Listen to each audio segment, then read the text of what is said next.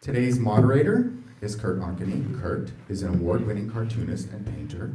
He is represented by Boston's artist-run Kingston Gallery, where he currently serves as co-director. His work has appeared in Best American Comics, the Society of Illustrators, the Cape Ann Museum, the Fort Point Artist Community, Comics Workbook, Pen America's Illustrated Pen, Ink Brick, and Fantagraphics Now Anthology.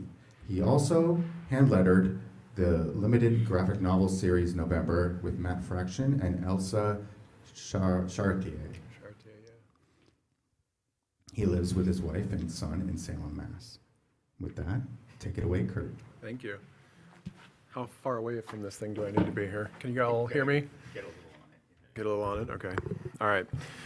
Thank you all for being here. I'm Kurt Ankeny, and I want to introduce my panel members here to talk about hand lettering in indie comics. Down at the end, we have Samara Reid, also known as Doodleists on the internet. They're an animation student, as well as the creator of the webcomic Bright Blood. Next, we have Natalie Norris. She's a cartoonist, teacher, and comics librarian based in Vermont. Her debut graphic memoir, Dear Minnie, Book 1, was listed as one of the best graphic novels for adults by the New York Public Library in 2023, and won a Broken Frontier Award for Best Lettering, thus on the panel. She has taught and lectured about depicting trauma in graphic memoirs at the 2020 Graphic Medicine Conference, the Larner College of Medicine, the Sequential Artists Workshop, and the Center for Cartoon Studies, where she graduated in 2020. In 2024, she received a grant from the Vermont Arts College Council to help in the creation of the second part of her memoir, Dear Minnie Book 2. You can find her work on Instagram at Natalie_Norris or www.natalienorris.net. Next, we have Ben Passmore, who is the author and illustrator of the comic the comics Your Black Friend and Other Strangers, and the Eisner Award-winning Sports is Hell. His latest graphic novel, Black Arms to Hold You Up, follows 100 years of black insurrectionaries fighting for liberation in the United States, and it was released in October with Pantheon Publishing. And finally, but certainly not least, Nicholas Forker is teaching artist from Brooklyn, New York. He co-hosts the YouTube channel Comics People, and he's the creator of an ongoing comics series, Island, and co-creator of the tabletop game, Brightcast. As a self-published artist, he has released over 40 titles. So welcome to you all. Thanks for having us. Thank you. Here's the names of everybody and their tables for future reference if you're interested.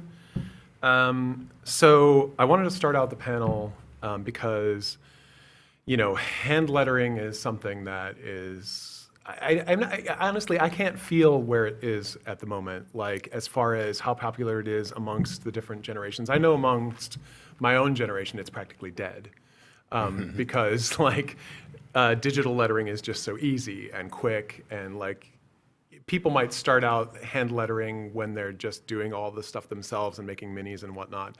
But as soon as they get a book deal, it's going to be either just straight to regular off-the-shelf digital lettering, or they're going to have a custom font made of their lettering.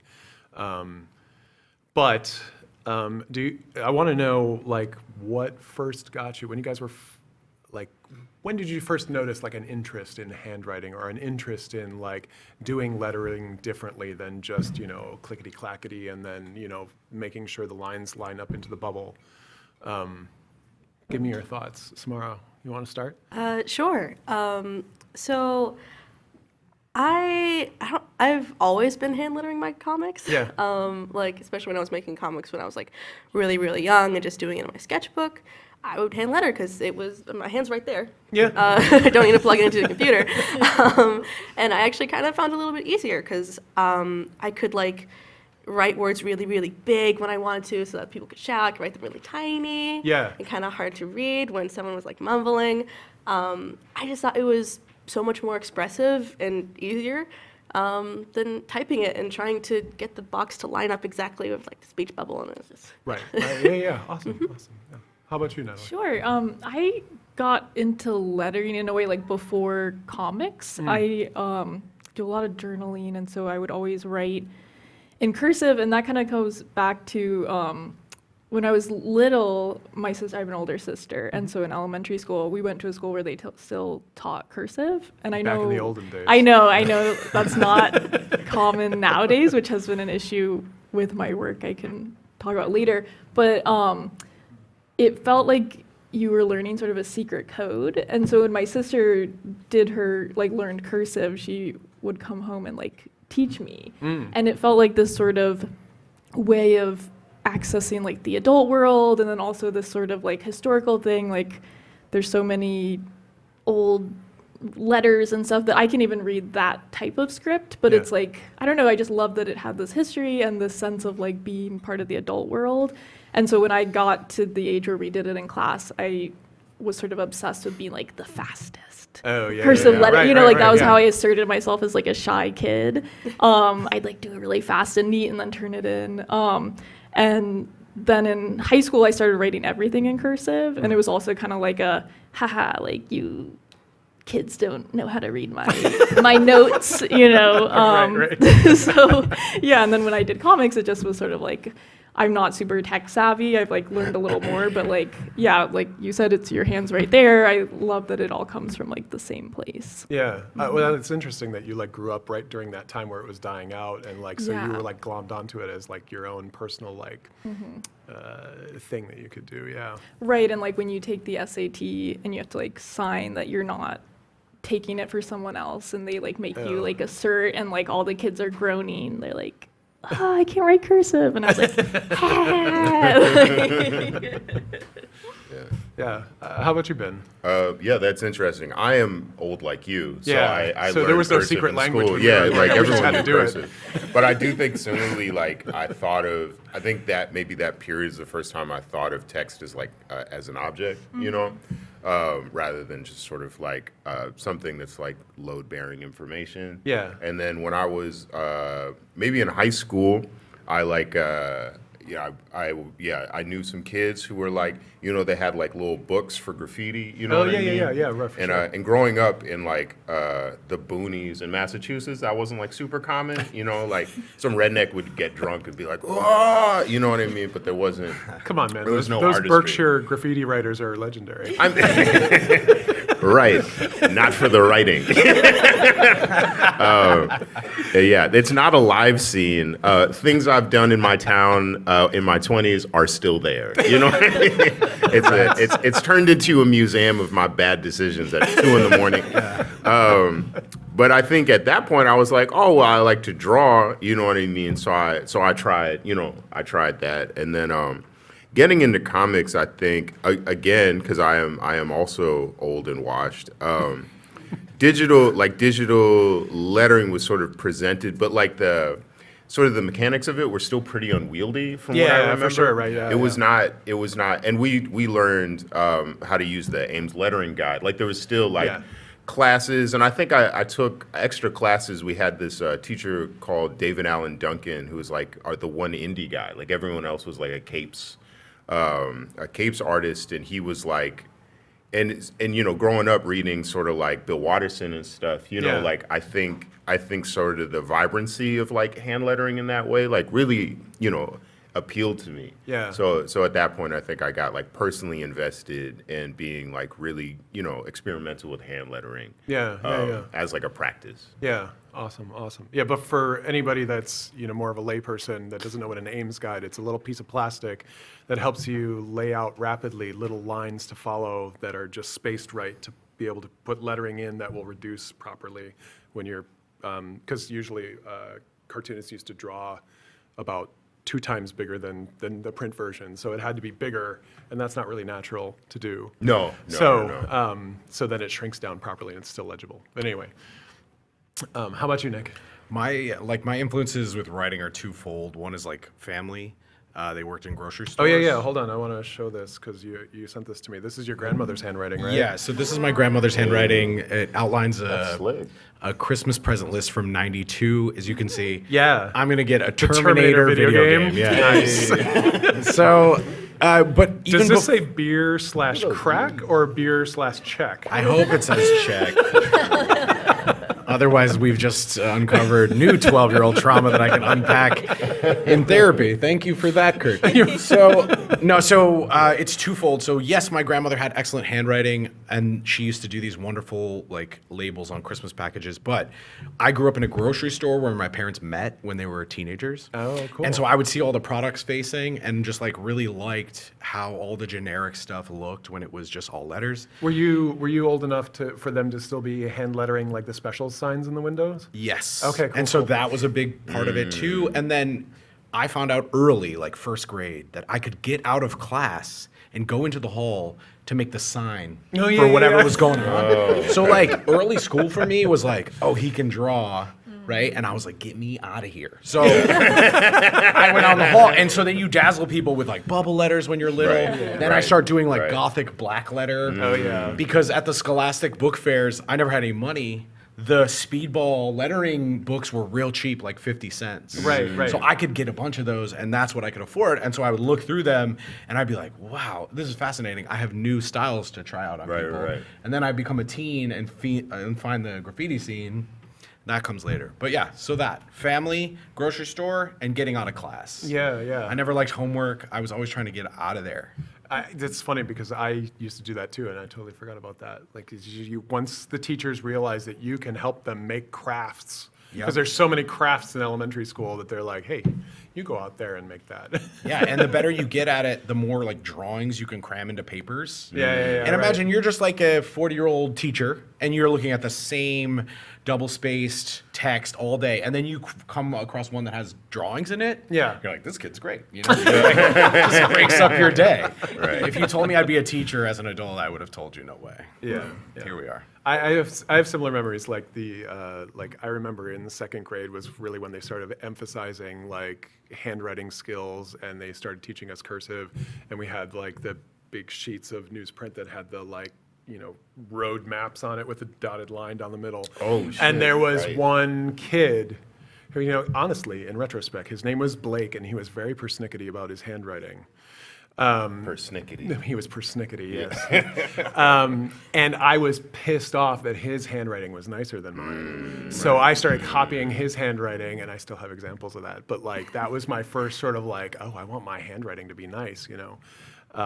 So yeah, it's true. And I don't know how all of you felt, but like there is, and I don't know how much kids growing up these days, because there's so little emphasis on like handwriting skills, but there's a thing where you sort of like your personality changes, and you're like, my handwriting needs to change because I'm not that little Right. kid anymore, or I Absolutely. need to adopt like a form that's in between like handwriting and cursive, or like printing and cursive or something. Do you guys have that growing up Yeah. a little bit? Yeah, I mean, when I You don't have to dissertate about it. I'm just yeah, I'm just I curious. feel like, yeah, just made that choice to like switch to Yeah. cursive, and Yeah. I don't know. I never liked constraints, right? I didn't want my papers to have lines on them. I didn't want anyone to tell me what to do.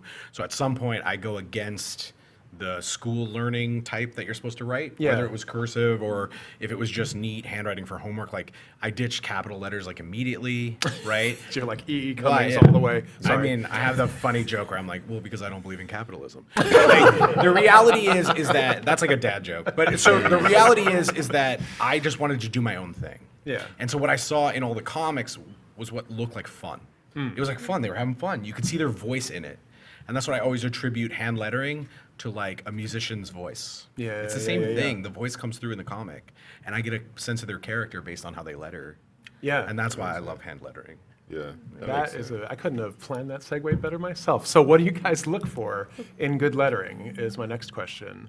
Like when you're looking at comics, or like what are things that either draw you in, or what are things that immediately are like, Well, I clarity. will not read this anymore. Yeah. I cannot get past the like horribly set, you know, fake lettering or whatever. Yeah. It's an interesting problem, right? Because if it's too something, it starts to sort of like assert itself over what it's supposed to do. You Yeah, know what yeah, I yeah, mean? yeah, right. I think for me, like I like things that feel like it feels embedded in the art. You know what I mean? That's like often my critique of digital lettering. Even now, like it's come a long way. Yeah. in terms of its ability to sort of like imitate like handwriting. But like I had a whole argument with my publisher recently because they were like, we need it to be live text. And I was like, well, I don't want it to be garbage. So I don't Oh, want so they wanted it like to be completely digital so they could just update it at the last minute. Yeah, right? yeah, exactly. And I mean, it helps with like, you know, translation, things like Sure, that. right.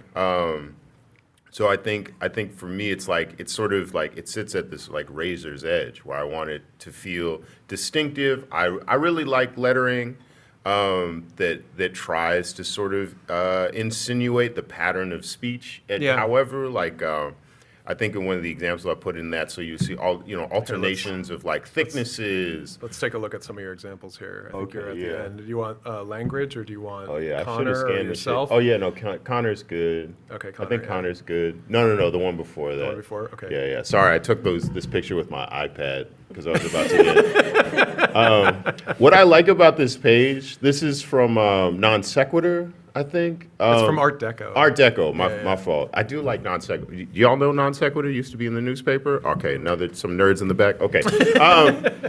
Yeah, this is from Art Deco, and I was reading this in college. Like it's a Fantagraphics book, which I didn't right. know. So not to give them credit for anything, but but I like this because the whole book is like very experimental. They're really trying to lean in to a lot of different sort of aesthetics, but you can see like this variation in thickness and stuff. And what I like about it is that there's a lot of things that work and there's a lot of things that don't work. Yeah. And I like to see that. Like I like to see big swings because I want to feel the characters in it. I feel like in the 90s, people were like, oh, like this character, it's black text or it's white text on black. Like, you know, there was like a big attempt to sort of like illustrate more or less like that this person's speaking differently. Yes. And a lot of it didn't work. But I think that's interesting. Yeah. That it takes actually very little to create ineffective lettering. Yes, right. Yeah. How about you, Natalie? Yeah, I think the things I look for are lettering that feel intimate, so you get Yeah. a sense of the energy of what the people are talking about, and definitely very embedded in the work itself. Yeah, let's take a look at some I of the think the samples that you examples sent, I because you come gave- at it from more Yeah, from a fine both art of these direction. were people who I found before comics that kind of led me into looking like, oh, there's actually this whole world where people do this on purpose. Yeah. Instead of kind of coming at it accidentally. And yeah, like what I love about this is it's just like she plays with both like the fun bubble letters and the little notes, where you just get the sense that you're like inside her mind. Yeah. Because I think that's what comics does so well, is it just like shows you what it looks like inside that person's mind. And then the other one, oh yeah, this is Charlotte Solomon. It's like the text really is painted in with the image, and so there's just this sense that like it's falling as she's dropping those coins. And Yeah. it becomes like this like visual metaphor without trying really heavy-handedly. It's like it's clear that it's just sort of like pouring out of her. And I think the things like deal breakers for me, if lettering is too small, a lot of times I think that's like a publisher's mistake that they Sure. didn't check what it looks like if you print it out. Gives you immediate headache, and it just becomes a painful reading experience. And then and I think like you can get away with super busy, even messy lettering as long as you make it big enough or like enough white space around Yeah, it. for sure. So I think like breathing room, Yeah. even though like certain works like Julie Doucet, like I feel like when I first read my New York Diary, like I left with a horrible headache, but I was like, it was so worth it. Right. Because it's like, yeah, she earned that chaos. And Yeah. Yeah. And for those of you that don't know, this Charlotte Salomon book is like, it's like a 400-page It's indie almost graphic novel 1,000. that's, oh, it's almost Yeah. 1,000, sorry. Essentially, it's like an indie crazy. graphic novel made in the 20s in like 1940s. I'm sorry, is it 40s. It was 40s? during the Holocaust, and she actually That's right, I'm perished sorry. in Auschwitz like a few months after completing Okay. the book. Yeah. But it's all in watercolor and gouache, and it's a beautiful, beautiful thing. So, Samara, Yeah. what do you look for in good lettering? Well, really. Or what turns you off about it? Ooh, well. Give us your opinions. Yeah, that's also an option. We can come back. You just want to dunk on people? That's fine. Yeah, I'm gonna name names. Sorry, go ahead. Go ahead. Well, I like I don't think there's any like specific lettering that like turns like me off on it. Sure. Unfortunately, This is your work I here. do. Yes, that is my work. I really like lettering that like is as expressive as the characters are, and so that you can like kind of hear their voice as you're reading it. Like for example, in this example from Sakana, Sorry. this specific character, Yudai, a lot of the time he has that like shaky bubble, and it's I don't know, it's very distinct for him. Yeah. And it helps like the character come through, and also having like the sound effects being built into the background. It's really great. I love it so much. I'm also curious because like you're clearly a part of not only this generation but just sort of the facet of comics that came up like consuming far more manga than like say US based comics. And one of the things I find interesting about that is that heritage is like almost all like mainstream Japanese comics are typeset, like their text is typeset, so all of their expressiveness goes into the balloons. Like they do there's some funny comics and whatever that are hand lettered, and sometimes they're like practically illegible. But speak to that a little bit, because I think that is something that you appreciate about comic lettering. Yeah. This Sakana is actually by Matt Rupert, who is a Boston native. Yes. But yeah. And I think, But still sort of very much in the manga tradition, Yes, right? Like this definitely. is definitely from that sort of heritage. yeah.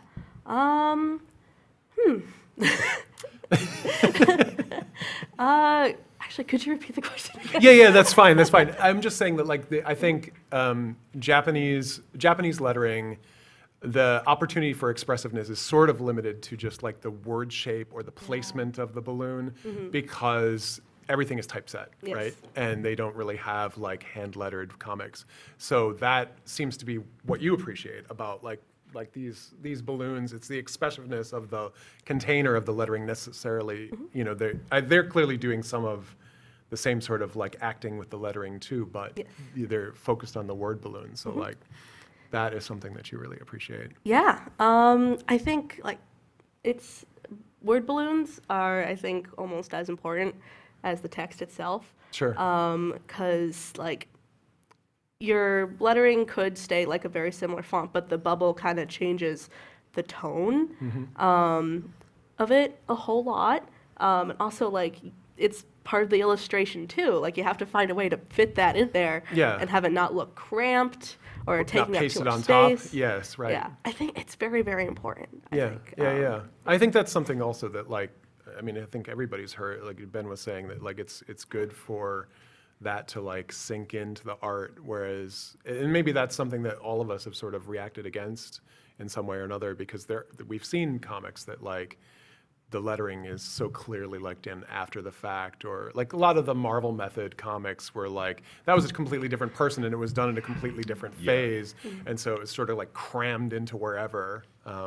And I think a lot of us are sort of rejecting that as people that like not only write our own comics but draw our own comics, and it's like, well, that should be integrated in a good way. Yes. Yeah, I think something that's interesting, at least as like when I was first getting into trying to make comics, that I notice with maybe people who are newer to it, like in many ways, the text itself is sort of this a bit of a hurdle in terms of it's taking up sort of geography that you want for art. You know what I mean? Yeah. And over time, like a lot of the times, I think, you know, a text is often only as strong, right, as the bubbles, both just sort of like visually, but also like it is a useful tool for composition, for reading. You know what I mean? Yeah. Like you can spend, or at least me, I can spend a ton of time where I'm like, should I break this up in a particular kind of way? Yeah. Should I be staggering these bubbles? Should I be putting one on top? You know what I mean? Is it more wistful or interesting if I break it up and have these long tails? Like, I probably spent way too much time thinking about whether or not the tail should be sharp or rounded. You know what I mean? Yep, And for me, yep. that's like that. That is deeply important for some reason. Yeah, Which way did you go, sharp or rounded? Well, you can read It my changes. book at 69A. Ben, how would you describe your book? Oh, how would I? It means I didn't read it. Oh, I see. Oh, right. This is a callback from last night. Yeah. No one else was there. We were talking about it last night. Where's Joel? Joel's not here. Yeah. Nick's gonna He's make. busy. He's busy. He's the BMAC. Yeah, don't bring up things I said after 7 p.m.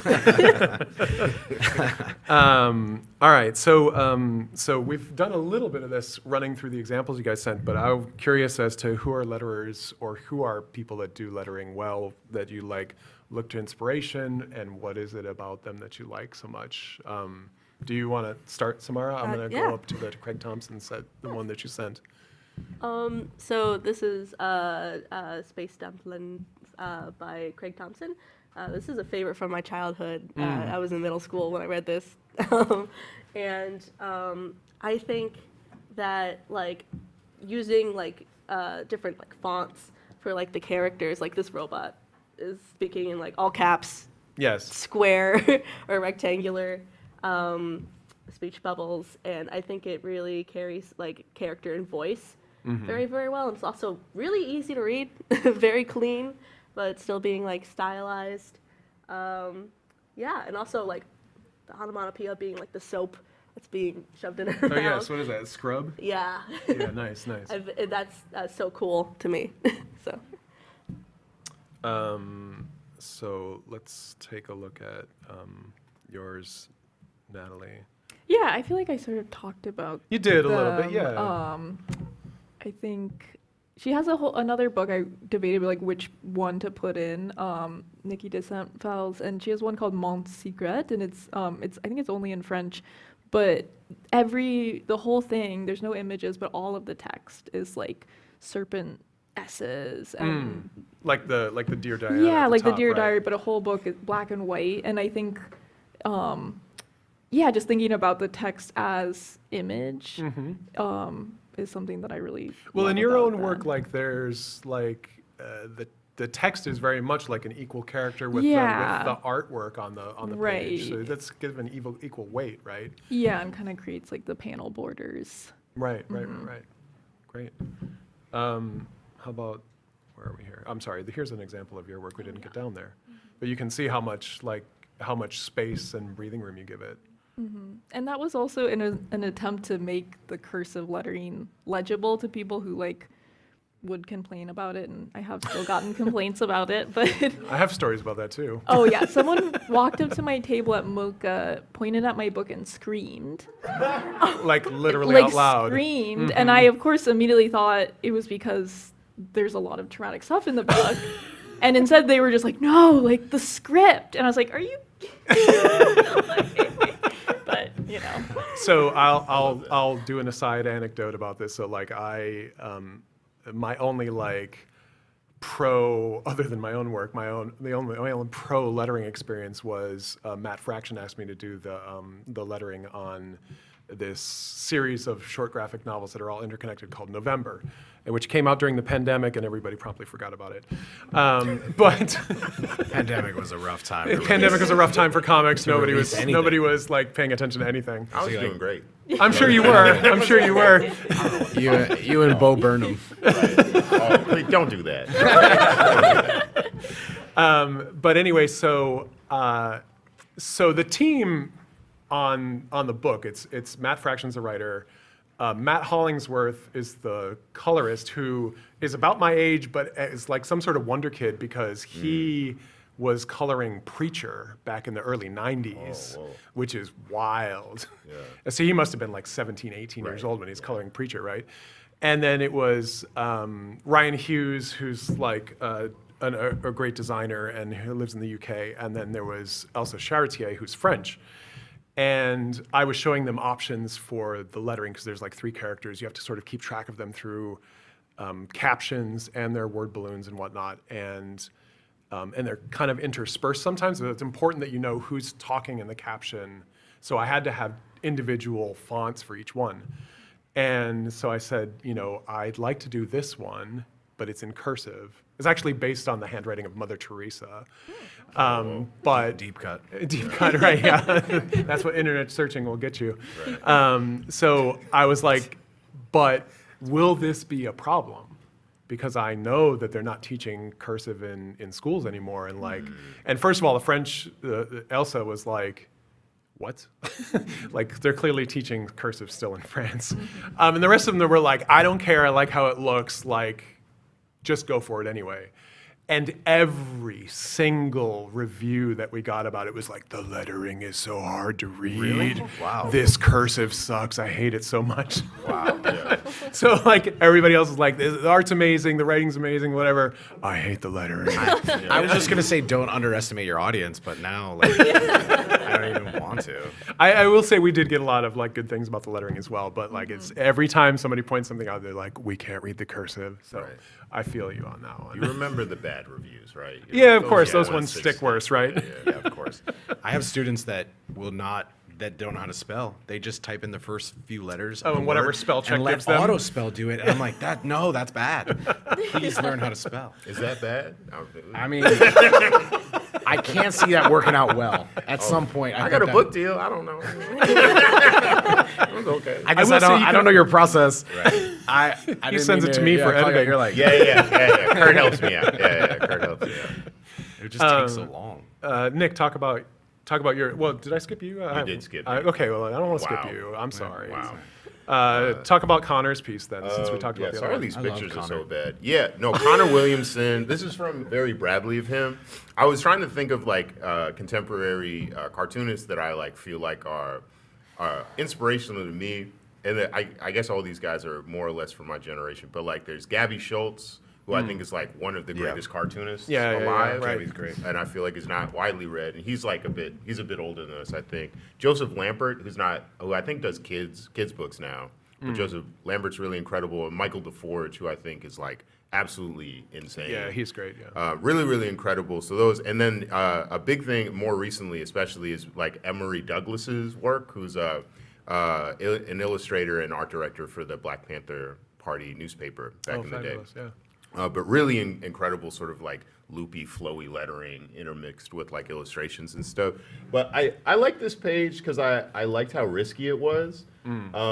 Something I've been trying to like really work on personally is not to have the lettering in conflict with the image. You know what I mean? Yeah, right. And Connor, who is much better than me, I think I like the open bubbles. You know what I mean? Connor is often having very, very open pages. Yeah, Like, he's not a big fan of like the panel borders being real hard. Yeah, what I think is interesting about it, and this is not so much about lettering, is that like, you know, for me, like coming up, particularly with a comics education, like you get things like background, right? Place. These things are like you gotta get a binder with references. You gotta body that background. Yeah. And Connor can draw and has worked.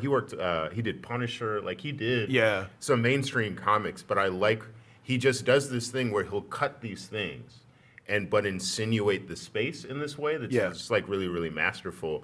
That I think anyone, particularly if you draw comics, if you try to do something like this, you'll lose place really quickly. You know what I mean? Connor's a good enough drafts person that he can like tell you without that. But I like how he uses repetition. I like how things still sort of shape borders and space so we never get lost. You know what I mean? Yeah. And we get the pats, you know what I mean, as they sort of like cascade down. I like all of that stuff. It's one of those things, like, I think some of the interesting things about comics is like something is really, really brilliant. Something that's really, really brilliant seems really, really simple because it's visual and we're seeing it. Yeah. But like for me, and I think for many of us who make comics, if you like something I think about, I was like, okay, what if I didn't know what this looked like and I was trying to do it? Yeah. And then it's sort of like seeing the Matrix, but you can't read it. You're like, oh, actually, fuck, this is really hard. And then this is a really interesting solution. But because what we're trying to do is like to be legible. Yeah. You know what I mean? I think that's like so interesting. Is like you'll fight for your life to create something really legible. And unfortunately, anyone who's not a cartoonist basically doesn't notice how hard that is. That's right. Yeah. Yeah. Well, and I think, you know, also like mainstream comics are sort of very fixed in the way that they approach lettering just to sort of preempt any of those problems. Yeah. And as independent cartoonists, we are like, let's play. Yeah. And it can easily run you into problems, Yes. but it can come up with really interesting solutions as Yeah. well.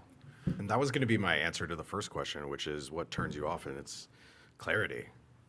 Just clarity. I mean, if it's not clear, Oh, if it's then not it's clear. hard for me to read. Clarity doesn't turn you off. No. A true indie cartoon. I don't want anyone to read this.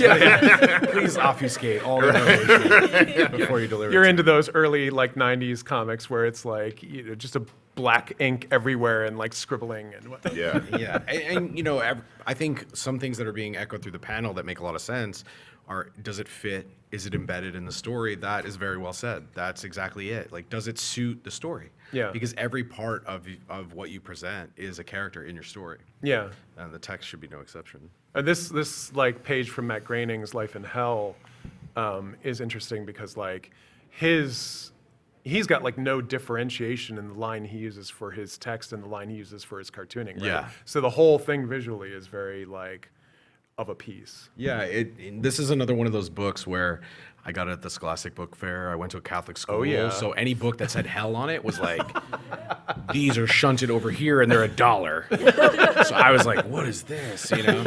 Matt Groening. If you would have told me Bart was talking about getting a tattoo in episode 1, season 1, I'd be like, no way. But he is immediately talking about tattoo. He's had a huge influence on me. I think with Matt's lettering, we're seeing somebody who is just using one pen for everything, like you said, kind Yeah. of. And I get the sense of play. Like, his letters are bouncy and fun, and I think that's what I go for with lettering. I'm trying to make it fun. Yeah. Yeah. Like, I want the lettering to be fun so that the experience of reading it is fun. But this stuff had a huge influence on me, all the Life is Hell stuff. Because all of his characters are kind of bucking against stereotypes. Like, all those books are pushing against authority. Yeah. And they're really lefty leaning. So, yeah, I just ate it right up. Something you said about knowing the cartoonist's mind, that has always been what drew me to comics, because it always felt like they're telling you the truth. And when you're a kid, adults are not telling you the truth. And comics felt like this space where I actually get entree into the way that adults' minds work. And it felt true and honest, and that's kind of what kept me there, Yeah. Yeah. Awesome. That's an interesting point. Yeah, I think something that I'm thinking about, like, I think I also, like, one thing I think the three of us are sort of maybe drawn to is this feeling that, like, you're almost looking into someone's notebook. Yeah. You know what I mean? And Yeah. definitely having, right, the pen be the same as the lettering, right, sort of communicates that. It, like, there's, like, a bit of this intimacy, you know what I mean? Which I think is interesting. I don't think I ever thought of it that way. Yeah. It's like, I think something I think about, for me, like, there has always been a bit of a divide of the people who really like feeling like they're looking at someone's notebook versus someone who's like really into sort of like the cinematics of the comics can be, you know what I mean? And there can be like a bit of a divide there. Yeah. But it is interesting that like the more notebooky stuff, and maybe this speaks to how much more nonfiction stuff or like personal, even if it is fiction, like deeply personal work is in the indie stuff, in that it has this sort of credibility because of the mode that we're reading, right? That it is not, that we're not throwing a bunch of tools at image making that is supposed to be sort of invisible, right? That it's like we're feeling the materials as we're reading. It's like, okay, yeah, this is true in this way that the superhero comics, right, is trying to they're trying to get you into the superpowers. And Yeah. stuff. But I think the that's unvarnishedness There's of an it, like, immediacy. Right, yeah. like sneaks us into the reader's trust faster. Yeah. I think I'd never thought about that. Yeah. Samara, you were talking earlier about, and you mentioned it like right off the bat, and I was like, we have to save that for later because that's really like part of the meat of this. But like my next question is like, what are things that you can do in handwriting that you can't do with digital? And I think that's really the key. I think that's really like sort of the heart of why we do this and why we go to the trouble of it. But give us your thoughts on that. Yeah. I think you're able to kind of control the voice a whole lot more. Like if you want, for example, to illustrate someone going, ooh, you can like, make the O's dance around the person. Yes. And like get really in the face of the other character. And if you're doing that with text, it's just Right. Well, or, I mean, if you're doing it digitally, it's a lot of work. It's a lot of A work. lot of work to do that. Too much work. Nobody does it because it's a No. lot of work. Yeah. It's so much more simple and straightforward. Yeah, I yeah. think. Natalie, what are your thoughts about it? About Like what you can do with hand lettering that you can't do with sort of digital, like why it's an advantage actually to take all this time to do this nonsense. Yeah, I mean, I think it just like it goes back to that feeling that you're reading the words that someone like their body made, you know, and there's no sense that it's filtered through a device. Yeah. Before comics, I was thinking of like writing a memoir, and yet something always felt like uninspiring about the finished product Yeah. because it would just be a book that people flip.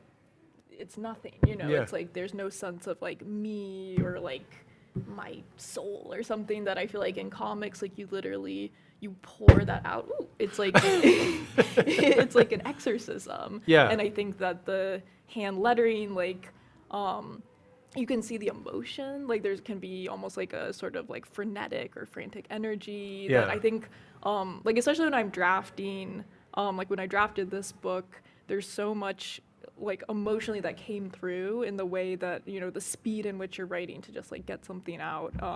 And I think with type, it's just like it flattens it, and you have to like you can only infer. There's just like there's all these secret messages encoded. Well, it's interesting because like what I hear you saying sort of like subtextually is that like, you know, we talk very much about like in a prose piece or a fiction piece that like there's an author's voice, and in a big way, like the way that you apply lettering or the way that you draw or whatever, that's all part of your artist's, Right. your author's voice, right? Yeah, I feel like when I've gone back to read books about like from a prose author like on memoir, there's something sort of exhausting about what they have to do to convey their voice and who they are. That for us, like we just do it, Yeah. and you can't not do it. And Yeah, so it's just so yeah. intimate to read somebody's Right. handwriting, which And is with the essentially what these are, right? drawings, Yeah, the handwriting of the images is also the same. Yeah, yeah, exactly. Ben, what are your thoughts about it? Well, I think I had a couple thoughts. I think it's interesting because, like, indie comics, like this sort of like general world we're in, I feel like the expectation, like, it's hard for me to necessarily know what the expectations of the readers are now because like for me, I'm getting more and more people who don't read comics who like read my comics because I'm in nonfiction. Yeah. You know, whereas like I started off as like weird indie shit, like weird, disgusting, post-apocalyptic stuff. You know, I was trying to be Gary Panter, but like better at drawing. No. Better politics too. Anyway, but so in that way, don't hit me there. No, it's fine. It's hilarious. So you did want to dunk on somebody. How much time we got? No, but I think, but so for me now, it's like there's a lot of people who, and there's a more, you know, the sort of people sort of younger than me are coming in from like manga and stuff. What you said is like more typeset. So I think in this way you can just do digital, and in a lot of ways the sort of growth area in comics will not notice. You know what I mean? True. Because that is the hand lettering stuff is not a standard that they have, and I have mixed feelings about asserting sort of like this sort of like nostalgic sort of standards for that stuff. Sure, You know what sure. I mean? It's like, in the end of the day, like we're working in an industry, blah blah blah. You know what I mean? I'm not trying to punish people for not having the same values as me in text. And so there was that thought, and then it's like, you know, I just finished this book. I was working on it for 5 to 7 years, you know, and you have deadlines. It's, you know, it's for a major publisher. Yeah. All these deadlines are in writing in a contract, right? So like, there are realities. Like you become more pragmatic than artistic almost immediately. You know what I mean? I suppose I should like say the quiet part out loud, which is that, you know, you started out doing everything hand lettering, but right Yes. now you're using a handwriting font for most of your work. Yeah, I am. So I had to think about, and you know, like the way that the technology is different, right? You can have like a couple different versions of text now, whereas before it had to be the same E every time. There's a lot of like variation. Like I will receive it, and this is part of the battle with the publisher, I will rasterize that text and I will move it around. You know what I Oh mean? yeah, nice. And they're like, what the, it's like, sorry, I don't want it to look like trash. You know what I mean? I don't know if you're going to buy another book. You know what I can't mean? tell me what to do, Mom. Well, I mean, the book is filled with cops getting shot. You know what I mean? I'm not assuming I'm getting another contract, So, but one thing I thought about is like, okay, so where will people maybe notice, and you were talking about like the I think onomatopoeia within the text is a big thing, right? I think everyone, at least in the United States, sort of expects that to have its own a character, right? Like you notice. So I think I thought about that a little bit. It's like where is the reader really going to notice that that there's uniformity? So I think if you read the book in a lot of ways, you won't necessarily notice the change. Yeah.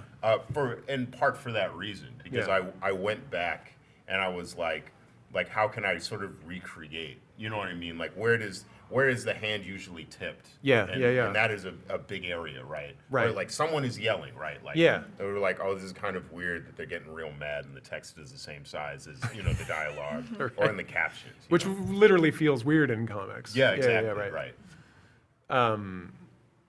Nick, what are your thoughts about this? Repeat the question for me, please. The question is, what are the things you can do with hand lettering that you can't do with digitally? Like, why bother to do all this? I think for me, it's a lot of signage, like big letters, like titling and stuff. Like that is really fun. And also difficult to do in digital. Yeah, I just don't like it. Like Yeah. I don't like drawing, or like I should say, I don't like laying out like big bubble letters and title letters. I can make something look like it's carved out of rock. I can make it made out of wood or hair or water, and I can do that by hand much better than I'm going to do it in Illustrator or Photoshop. Right. And then it gets way more texture and it sets a tone. So for me, it's a lot of the big like title letters and the fun bubble letters that you get to do. Yeah. That's something I think I can't do digitally, and I don't want to.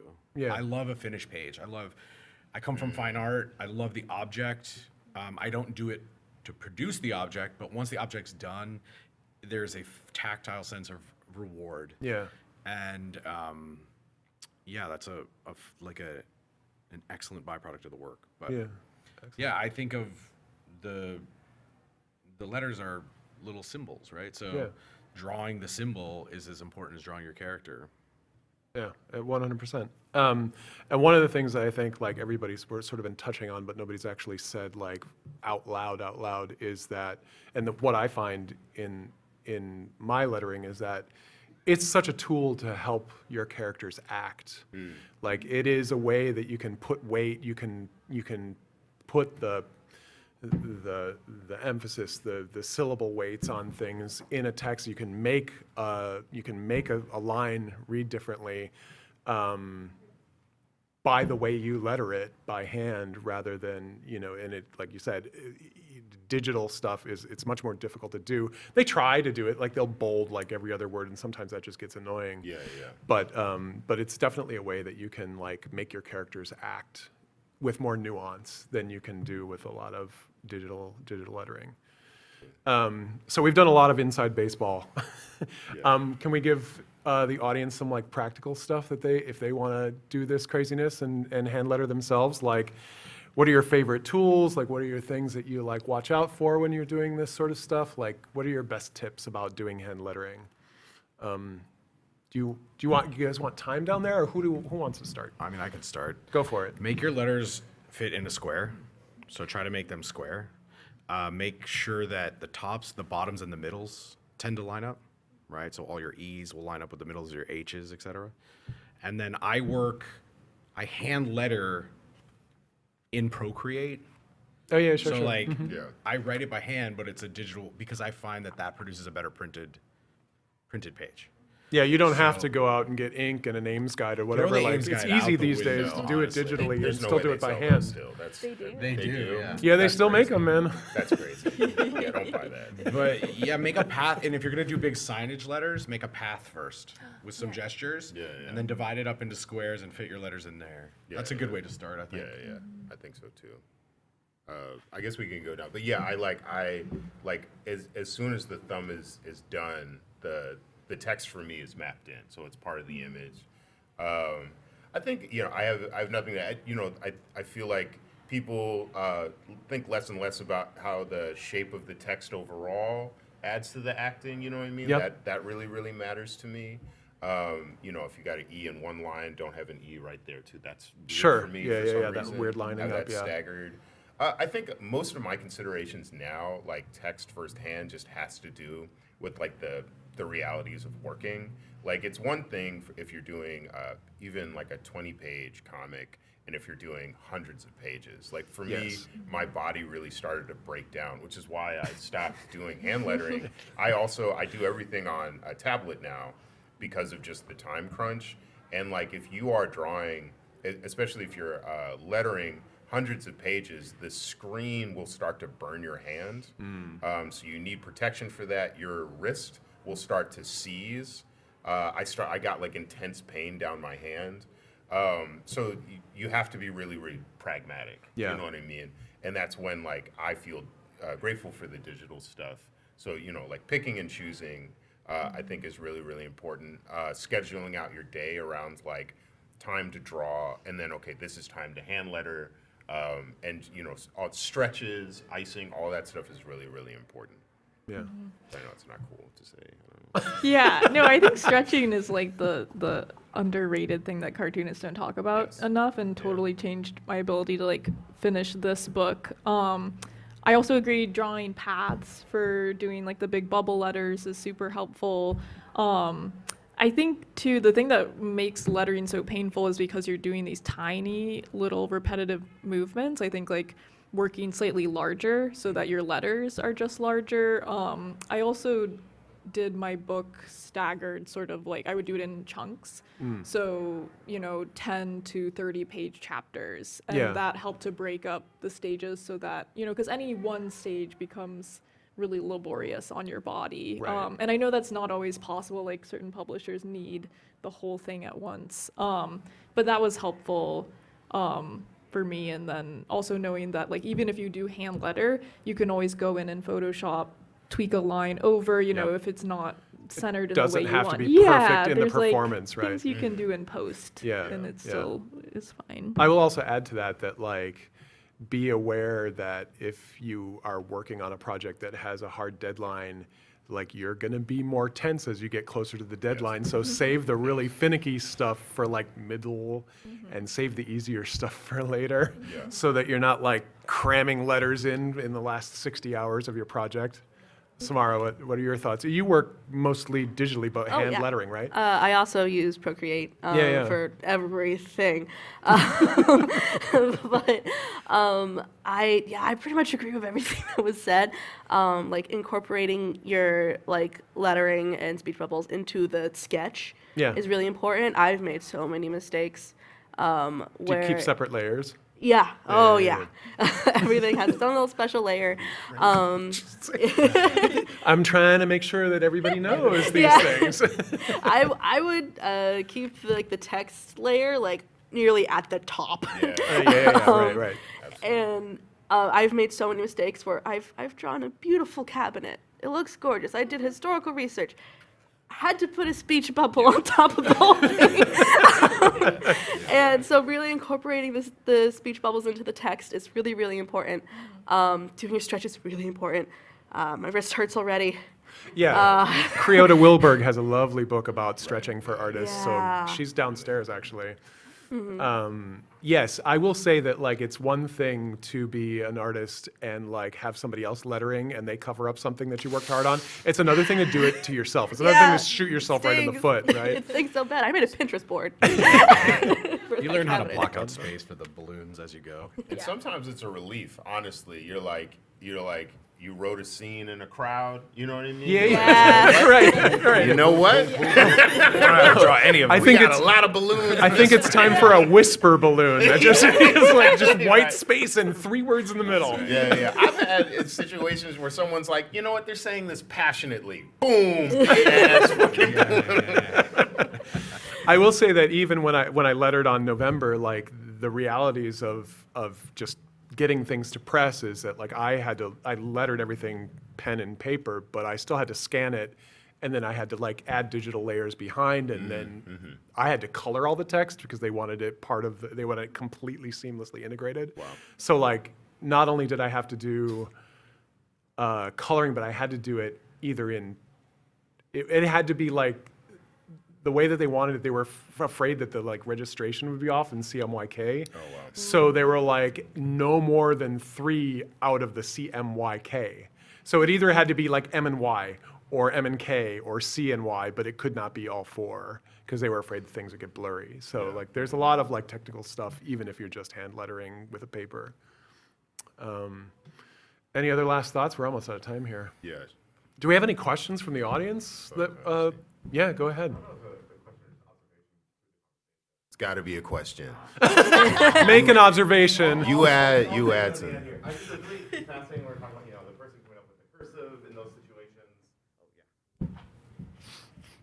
With the just pinging pieces of this, where it's like, oh, people who are reading cursive or don't know cursive and how that's a problem, or when you were just talking about how you're getting people who are coming to this who aren't reading comics but they read nonfiction, and just constant this idea of like, what is comics literacy and what do people gain from the things they read and how they come to this? So like, I see some of these, more indie comics which have text like this, which is, for some degree harder to read, but if you grow up reading this, it's easier to read this elsewhere, read this other places. And so I just think about how there are folks out there who still don't see comics as a medium worth studying or learning or doing all that, and then will come to certain things and say, oh, I don't get it, I don't understand that this is bad. It's like, no, you just aren't practiced in it. Yeah. And so my kind of question there is like, how do you inform other people of like what to do to best understand your own work? Like, how do you push literacy to people who are coming to you with like, what even is comics? What is this? Yeah. Do any of us actually do that? I don't. I definitely We don't have time. I make the work and then you read it or don't. I make the work for me and I put it out there and hope that other people read it and come back to me. Yeah. This book is like that I did is a history book. And it's with Pantheon. So my assumption is that people that don't really mess with comics is gonna read it. I think it's a consideration when writing everything. Like coming from indie comics, like at least for me, like I read some weird shit. You know what I mean? Like the cartoonist, I was like, Gabby Schultz is the greatest cartoonist. People don't read Gabby. It's it's like deep indie stuff. So I think you have to avail yourself to the conventions of clearer comics, right? And part of that is like how you write. You know what I mean? How you're laying things out. You know what I mean? Like there is a lot of, in the groaning stuff too, it's like there are challenges in readability. In these moments where you're like, well, no, you choose what to read next. You don't do that shit if you want people who don't read comics. You know what I mean? So I think being considerate, you know what I mean, is a big part of it, and understanding what that means. Yeah. Mm-hmm.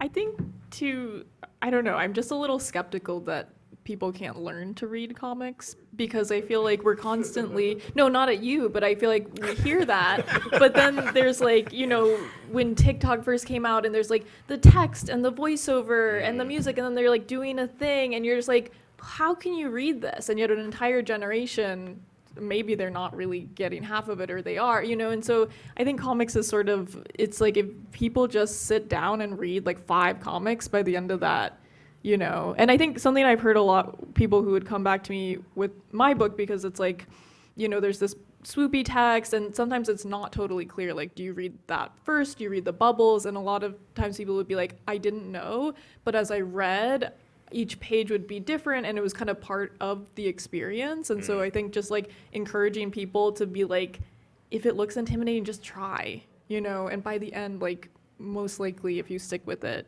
you'll get it. Yeah. Samara, do you have thoughts? Yeah, it's pretty easy to learn how to read comics. I also think that like the range of like the different ways you could read it is also part of what makes it so cool. I don't know, I agree. Awesome. I think we are officially out of time. Okay, so I'm sorry we didn't get to your question, but thank you all for coming. I appreciate all of my panelists here, Ben, Natalie, Nick, and Samara. Thank you so much. Please visit them at their tables and check out their comics, and thanks for coming to MICE. All right, thanks a lot. Thanks, Kurt. Thank you guys.